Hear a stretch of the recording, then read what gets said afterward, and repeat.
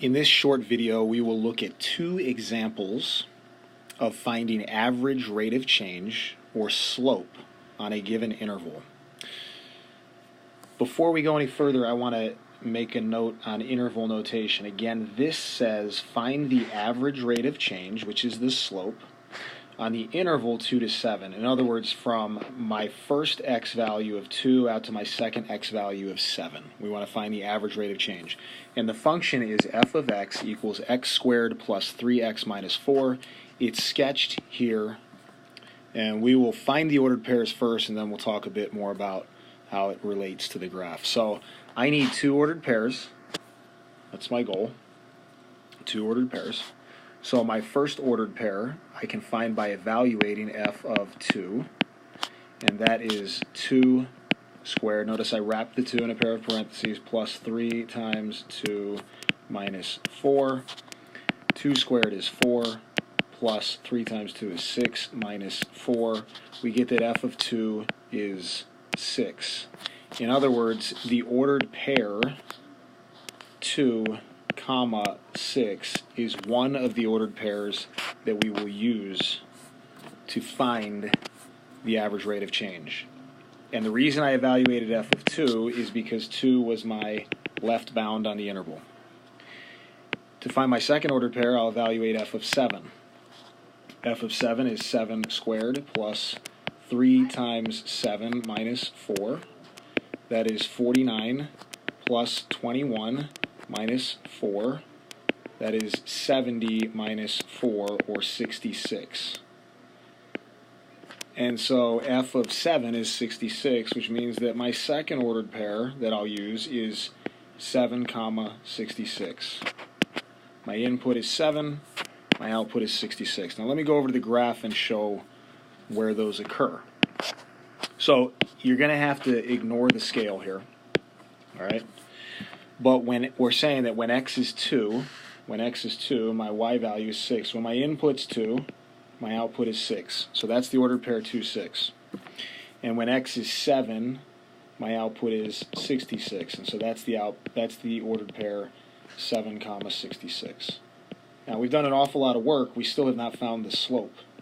To find the slope, we know that the average rate of change, slope, is calculated by finding the difference in the y values, so delta y, and dividing by the difference in the x values given two ordered pairs. So in this case, we've got, again, y2 minus y1 over x2 minus x1. And if I'm using these two ordered pairs, I would say 66 minus 6 over 7 minus 2. That is 60 over 5, which is 12. In other words, the average rate of change, if I were to connect these two ordered pairs, the average rate of change, or the slope of that segment, is 12.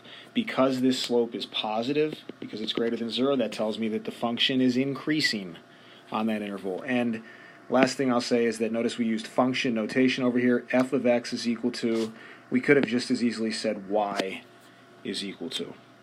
So the answer to this question, find the average rate of change, or the prompt, find the average rate of change or slope on interval 2 to 7, in other words, from lower x bound 2 to upper x bound 7. We first needed to get our two ordered pairs, 1, 2, and then we calculate the slope by taking delta y, change in y over change in x, using this formula, which reduced to 12. Let's do one more. Next example. G of x, again in function notation, g of x is given to be negative x squared minus 2x plus 3. We're now asked to find the average rate of change on the interval negative 3 to 2. Again, these are x values. This is an interval. So from the x value negative 3 to the x value 2, I need to find my two ordered pairs again first. I'll evaluate g of negative 3. Watch carefully. Negative, open parenthesis, negative 3, close parenthesis, squared, minus 2 times, open parenthesis, negative 3, plus 3. And I've got some work to do.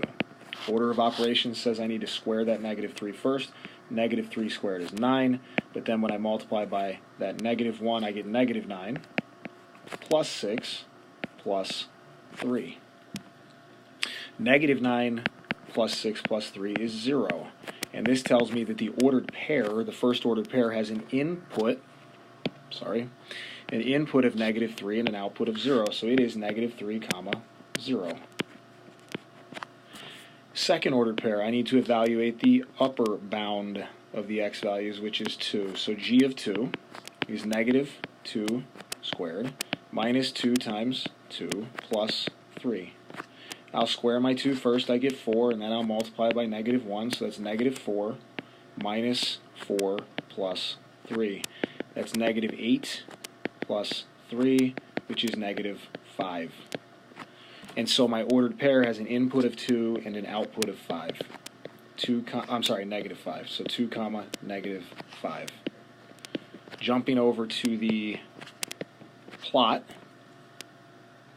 of negative x squared minus 2x plus 3, we found the two ordered pairs. The first one was negative 3, 0, which shows up right here. That's an x-intercept.